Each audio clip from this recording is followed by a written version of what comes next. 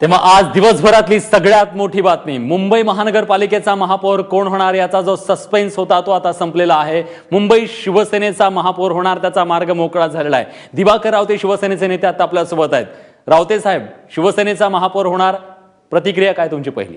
ही तर आमच्यासाठी फार आनंदाची बाब आहे आणि माननीय मुख्यमंत्र्यांनी ह्या मुंबईकरांनी दिलेला कौल जो आहे तो स्वीकारल्याबद्दल मी त्यांना धन्यवाद देतो। कारण पाचव्यांदा मुंबईमध्ये नंबर 1 चा पक्ष शिवसेना आहे। मुंबईकर हे शिवसेनेबरोबर आहेत आणि त्या मतदारांचा त्यांनी असा निर्णय घेऊन आदर केल्याबद्दल मी त्यांना धन्यवाद देतो आणि माननीय उद्धवजींचं मनापासून अभिनंदन करतो। एका लढवय्याने याने या मुंबईमध्ये मुंबापुरी पुन्हा एकदा राखण्यात यश मिळवलं आणि मुंबईचा महापौर शिवसेना होणार म्हणतात आमच्या सर्व शिवसैनिकांना आम्हाला आनंदच होणार, यात दुसरं महत्वाचा प्रश्न येत नाही। निर्णयाचं स्वागत करता तुम्ही?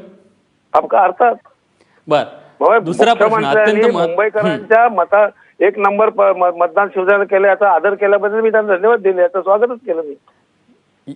एक अत्यंत महत्वाची गोष्ट अशी आहे, घोषणा जरी त्यांनी ही केलेली असली तरी पारदर्शकतेचा मुद्दा त्यांनी सोडलेला नाहीये। उपलोकायुक्त जो पद आहे ते मुंबईसाठी असणार आहे, त्याचंही स्वागत करताय का? आम्ही प्रश्नच नाही, आम्ही पारदर्शकाला कधीच नाकारलेलं नाही। पण पारदर्शकता सगळीकडे असली पाहिजे, ती सरकारमध्ये असली पाहिजे, या संदर्भातला आग्रह आम्ही मंत्र्यांनी काल पण धरला होता। तर पारदर्शकता सर्व पातळीवर येण्याकरता मुख्यमंत्री क्रियाशील असतील आणि आम्ही त्यांना त्याबाबतीत साथ देऊ सरकारमध्ये सुद्धा पारदर्शकतेसाठी।